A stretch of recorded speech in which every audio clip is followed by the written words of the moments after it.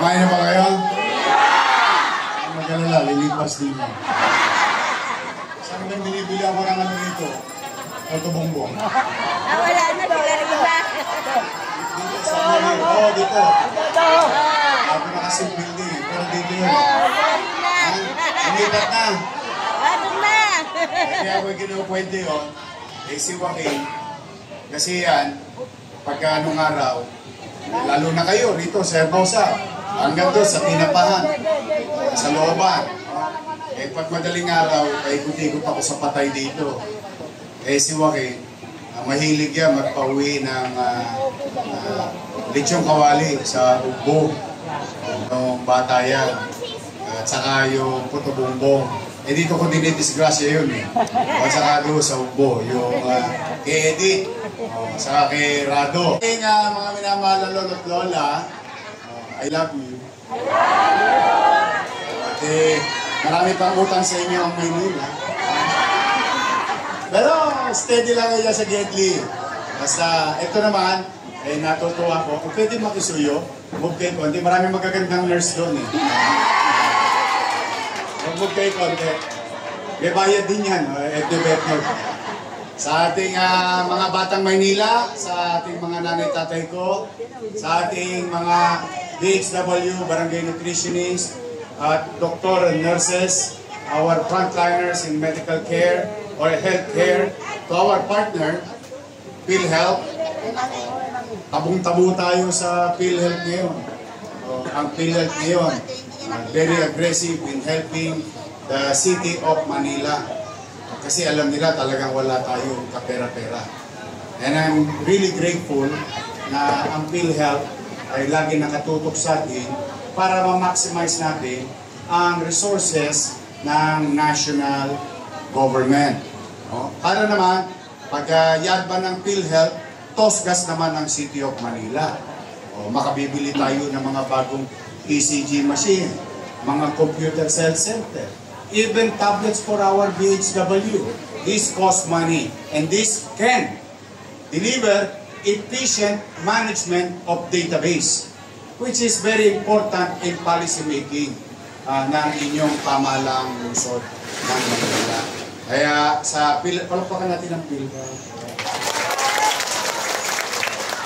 Ang DOH, alam niyo po, mga nanay-tatay ko, mga batang Maynila, ito po, itatangos nyo ng ilong. Tayo na, and I can honestly say this, I think the largest, the biggest health provider as local government unit in the entire country.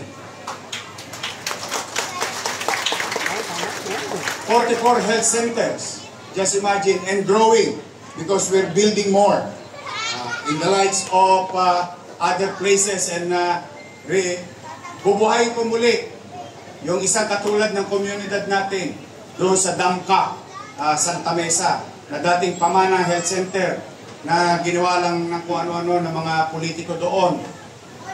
Binabawi na po natin at ibabalik ko yung dating health center na para sa mga taga Santa Mesa.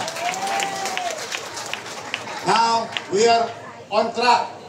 Nasa tamang biyahe na po tayo na para maging 7 ang ating ospital sa lungsod ng Maynila, ang Baseco Hospital.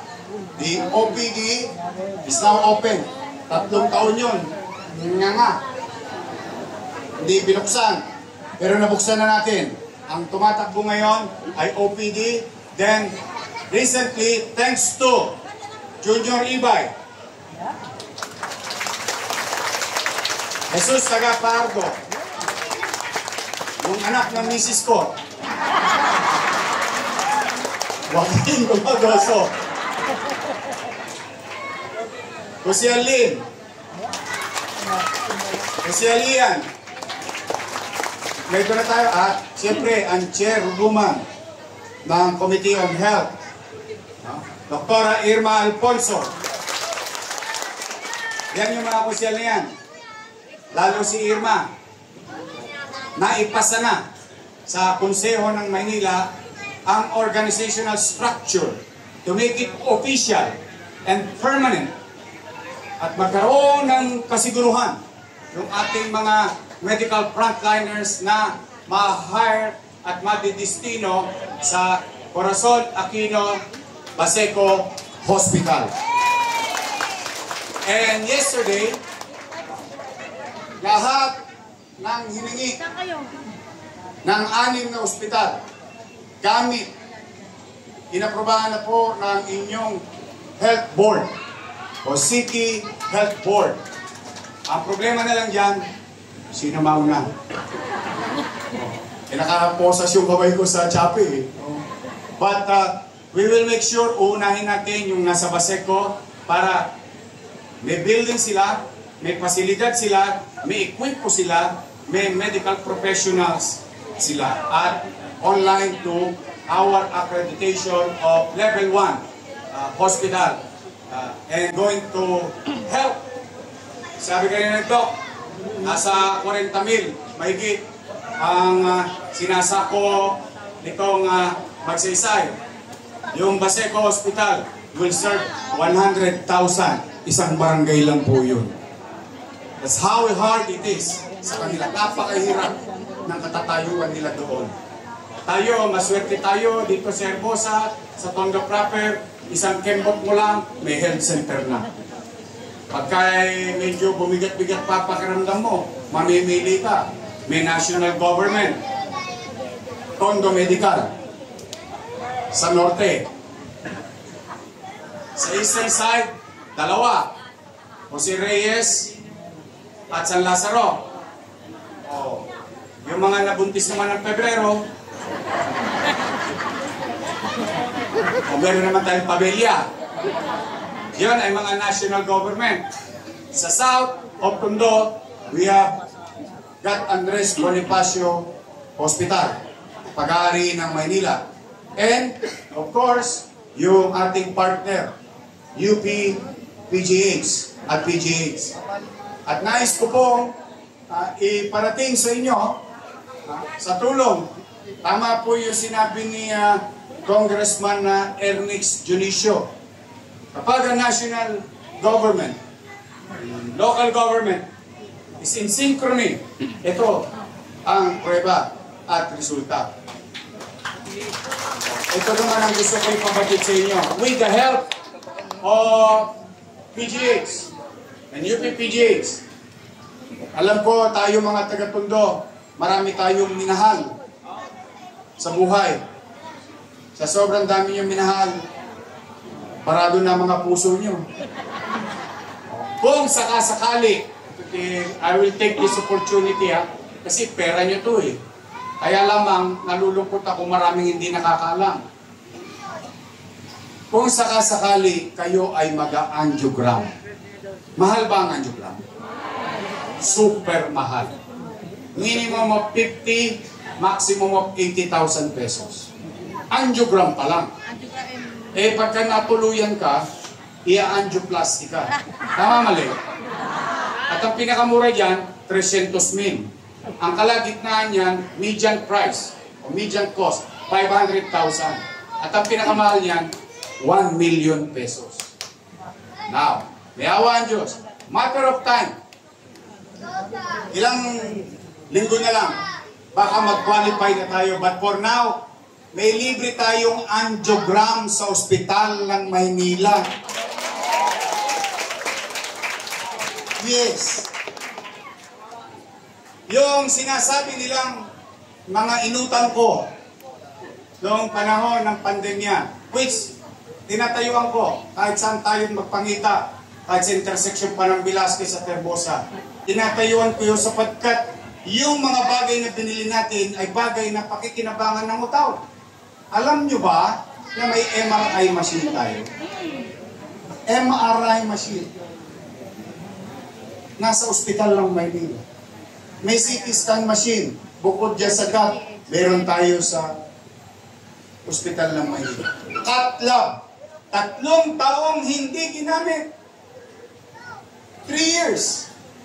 Ilang buhay kaya ang naitawid natin para sa angiogram? But fortunately, I have a dedicated and found a dedicated director of Manila Health Department through Director Grace Padilla. We've been partnering with PhilHealth, DOH, UPPGH, and what you call the cardiovascular interventionist. Tama kaya yung sinabi ko? Hospital yung pare pa. Kunti na lang, papasa na ako sa medical school. Remdesivir, tocilizumab, molnupiravir. Lahat na yata ng mga mabibigat na big kasi na pangalan ng gamot at gamit. No? But, you know, kaya ko po yan sinasabi sa inyo, dala ng yung mga sulat ninyo, nababasa ko. Sige, punta ako. Nababasa ko po eh.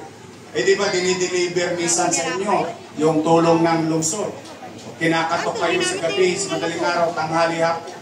At inilusad pa natin yung kaagapay program na kung saan ang gobyerno na ang bumababa sa komunidad at kausapin yung utaw at yung anong kailangan ng utaw, masolusyonan agad ng pamahalaan, maibsan agad.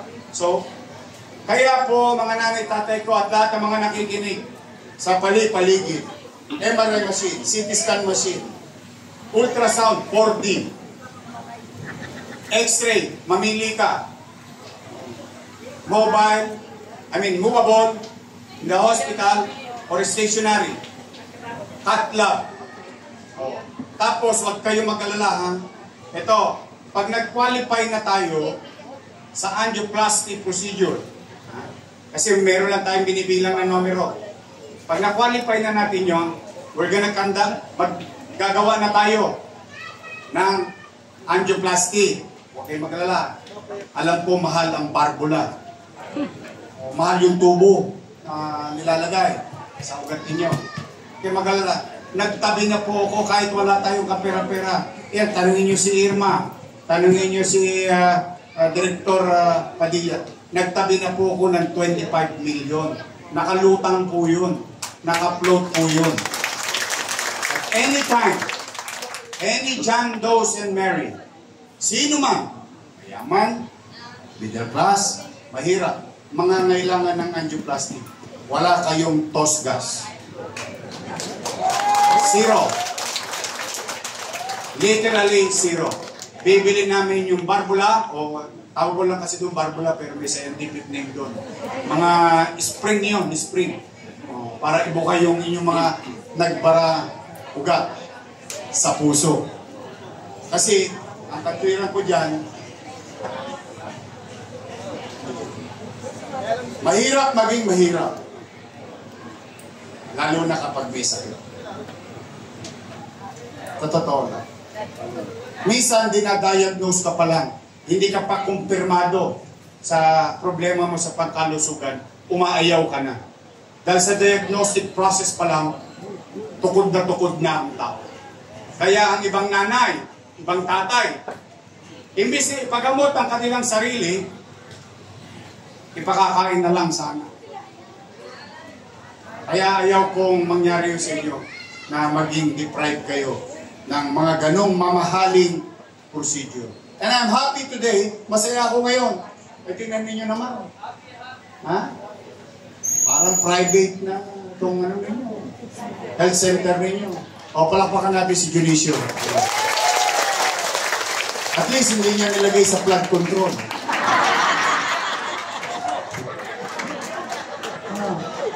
Totoo naman. Okay.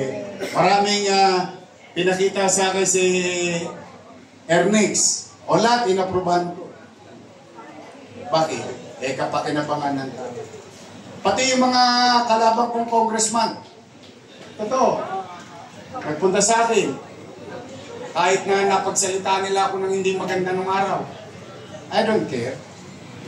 Eh, yung salita nila, puso't damdamin ko lang ang nasugatan. Pero bakit ko idadamay ang mamamayan?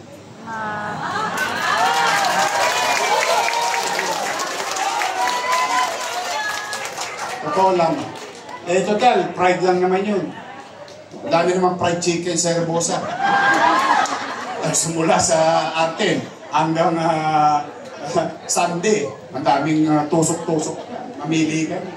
What I mean is that sometimes in leadership, you don't involve your personal bad experience with other politicians. Kasi nadadamay ang utaw. Kaya ako, ay sinasantabi ko na yung pride. Ang importante, makaraos kayo. Yung mga politiko na iba't iba ang kulay, puro may malang yung mga yun. Hindi naman kasi nila naintindihan yung katatayuan ng tao. Pag nag-away-away ang mga politiko, sino kawawa? Di ba naalala nyo na nasa Don Bosco tayo? Ano sinabi ko noon nung kampanya? Masyadong nagagawa sa mga politiko. Pagtapos ng halalan, sila bati-bati na. Tama ba? Kaya ako ayoko talaga. I will always compete politically. But there is time for that. But once the people decided already, we together should work hand in hand. O tingnan po ninyo, ako po ay hindi kasapi ng administrasyon. Pero anong ginawa ko po? Dahil wala tayong pera, sanay naman tayo mga taga-tondo na walang pera. Pero ang dami nating pangarap. Sabi nga ni Presidente, ang dami mo namang iniisip sa Maynila. Sabi ko, Mr. President, nung pandemya na tinodas namin to. In 2 years, and even him, when he saw what happened in 3 years nung pandemya, hindi ko pa binilang din yung chicha. Tama ba? Walang nagutom sa Maynila nung pandemya.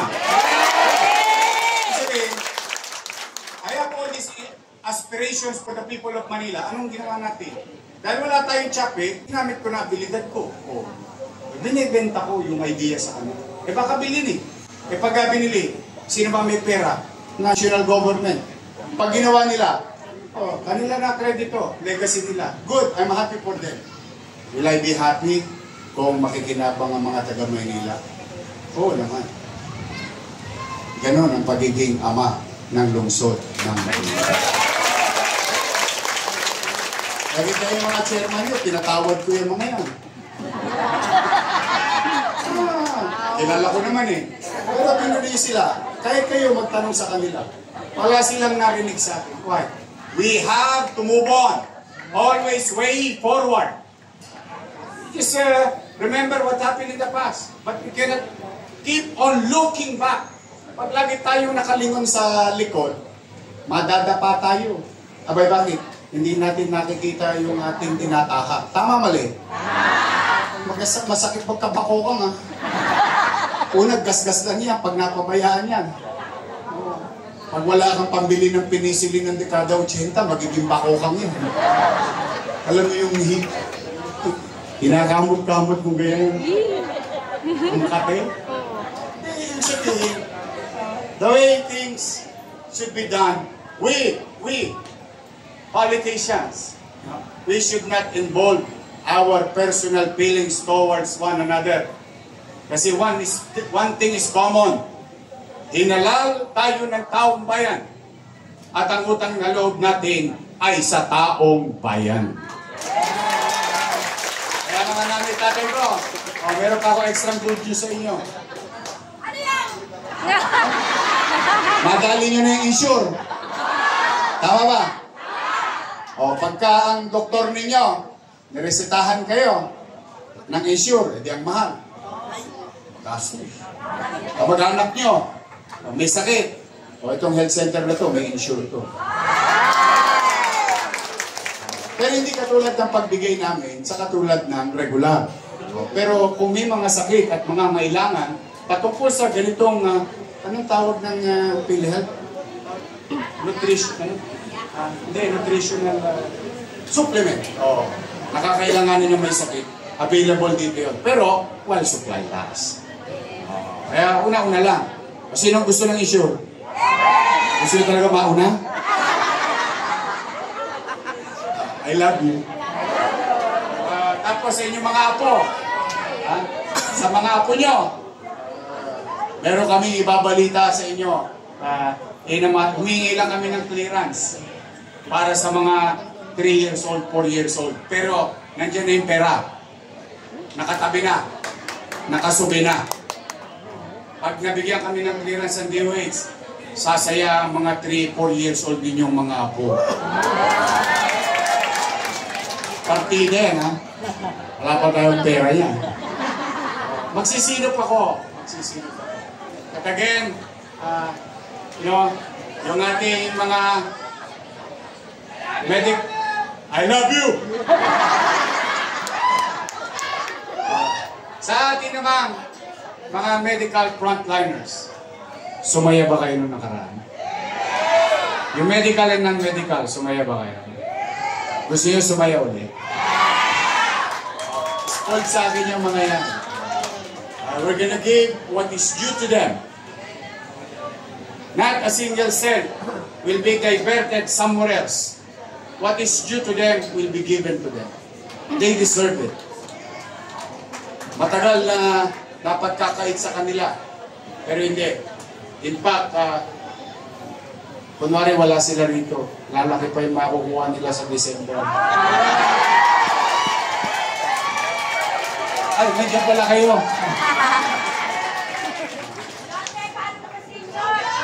Huwag kang mag-alala, steady ka lang. Nadali mo na yung 1.5, baka tumama ka ulit ng 1.5. Huwag ko na may bibinggo. Hindi, raramos ko yan. Kaya kanina, pinirmahan ko na yung sa UDN. Hinahanap ko na lang, 20 million. Kasi sunod-sunod na yan eh. PWD. Ang natitira ko na lang, na utang ng mga nakaraan. Marami pang utang yung nakaraan eh. Pero, yung hindi ko pa na lang nalilingon, UDM, PWD, at saka solo parent. Yan ang mga sinusunod ko na. Kasi yung LESPO, senior citizen, saka yung sa BHW, medical and non-medical, teacher, nakatikim na rin. Although, 6 na buwan yun, naka-1 buwan lang sila sa akin. Ano lang. Pasensya na kayo, boka-boka pa lang yung saranggola ko ngayon. Magiging guryon din yan pagdating ng araw. So, mga nanay, tatay ko, ingatan ninyo ito Panatali, I love you. Nakaraming I love you na yun Ingatan nyo, sa inyo ito. Pag malasakitan ninyo, panataliin yung malinis. Huwag nyong hayaan. Mga barangay chairman, kagawad, secretary, treasurer, EXO, tanod. O handa na ba kayo? Nagkagayak na ba kayo para sa Big One? O mga SK, Nay, Tay, patulungan nyo ako magdasal ha. Sana wag mangyari yung inaasahan natin. Pero pumanatag kayo. Let me take this last I think this is an opportunity for you to know. Malahan nyo nyo kagad. Handa po tayo. Nakagayak na po tayo bilang pamanang lungsod ng Maynila. We are prepared. We prepared already some activities, gamit, and so on and so forth. Kung mangyari yung Big One. Tanong lang naman dyan, are we prepared enough? Yun, hindi ko kaya i-garantiya. Hindi ko magagarantiya. Sapat na ba yung ating paghahanda? Kakayanan. Hindi ko po kaya garantiya. Bakit? Hindi ko po masusukat yung laki at resulta o masamang resulta ng malaking posibleng paglindol sa Metro Manila. Handa tayo. Kaya nga ipanalangin natin na huwag na sanang matuloy. Pero napalibutan na tayo. Visayas, Luzon, Mindanao. Palibutan na tayo. West Valley Fault na lang ang hindi pa gumagalaw. So kaya kailangan natin manalangin. Talaga, sa totoo lamang. Pero, lagi naman may awa ang Diyos. Lagi may awa. Nakita niyo naman si Blue Eyes. Nandiyan dyan lang. O sa basketball lang. Yung ating pong Nazareno. Tayo, ano man ang reliyon ninyo, basta importante, ang paniwala nyo, may makapangyarihan sa taas. Huwag yun nasa ilalim ng lupa, Hindi makapangyarihan yun. Huliin ko yun. Pero manalangin tayo na sana yun. Nakagayak kami. Kailangan lang talaga magtulong-tulong tayo. So, then again, mga barangay officials, no? Good luck sa inyo. Maglinis tayo tuwing Sabado. Sabado. Linisin natin. Toto Jones. Maglinis tayo. Ipagmalasakit natin ang ating kapaligiran. Again, palakpakan natin Congressman Ernest Benicio, Consiel Lim, Consiel Nieva, Consiel Dumagoso. Sagwa pa ko yan. Parang ako. Consiel Pardo, Consiel Ibay, at ang Sharon Cuneta ng Tondo. Sa katawan. Consiel Dr. Irma Corpus. Nay, ito naman.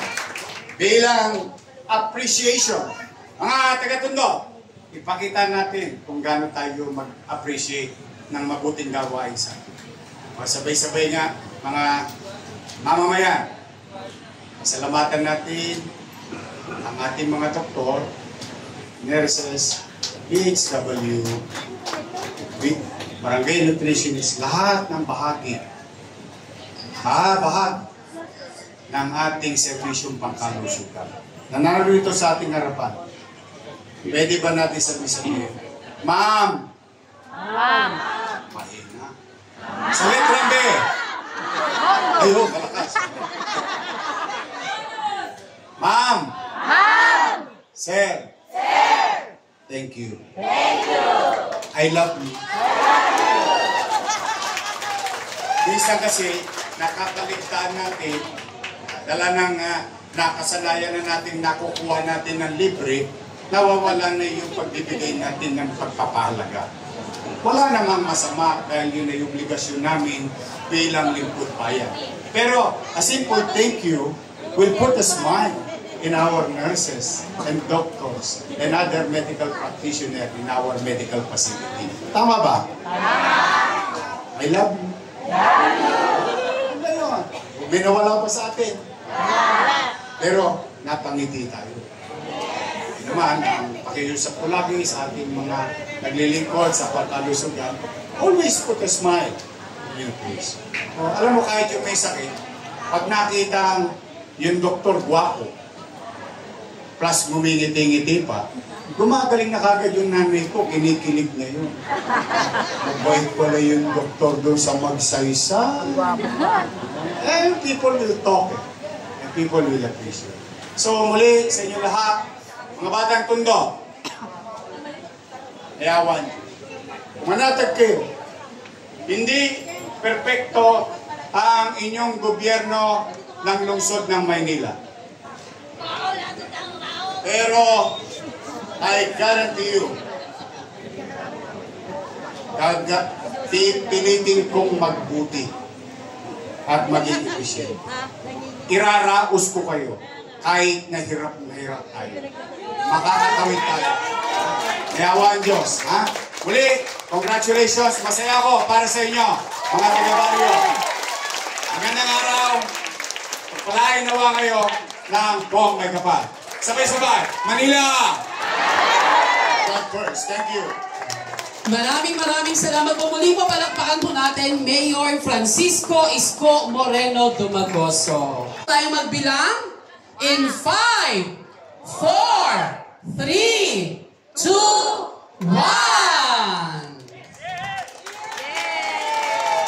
Ganap na pong bukas para sa lahat ang ating pong bagong renovated Barrio Magsaysay Health Center.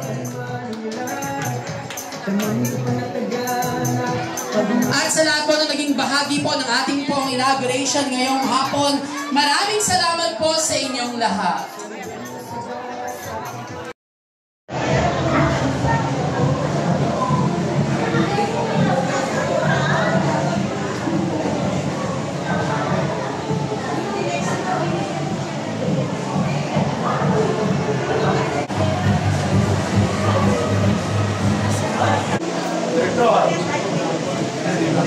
Dali takbo.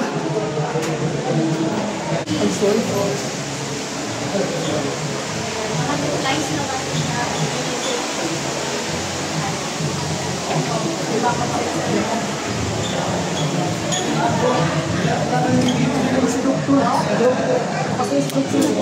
Pasok.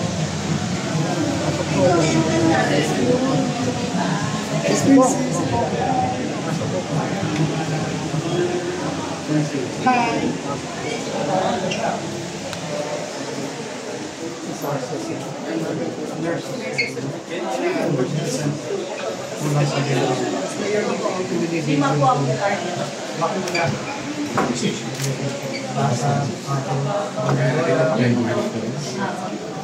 Nakakaaway ko.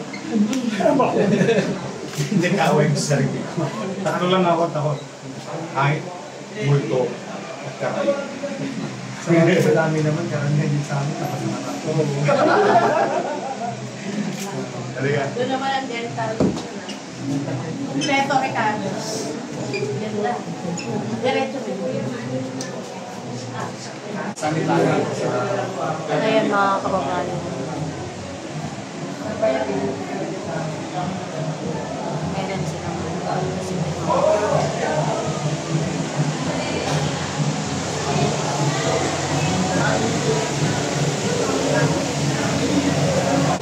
ito naman po yung mga CR nila sa mga staff. May bidet na po yan. Bali, dalawang CR po yan. Tapos ito yung adolescent. Ayan, tapos ito po yung breastfeeding. Ayan, dito po pwedeng mag-breastfeed. Ayan, ayan adolescent. Tapos breastfeed. Diyan sa kaliwa. MLQ sa likod. Magat sa likod. Diba? Tapos sa kanan yung Velasco. Las Emilio. Dami natin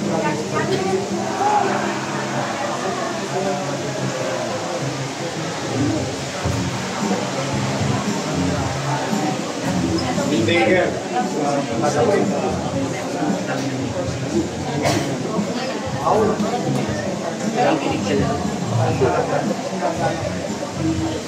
Family planning, saka swimming pad,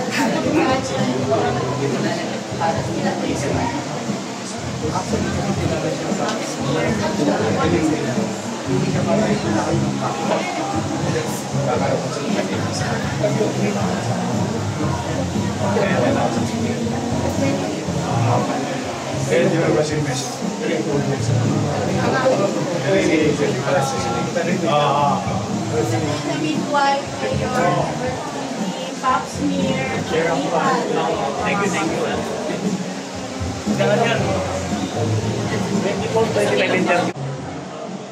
At ito naman po yung dental.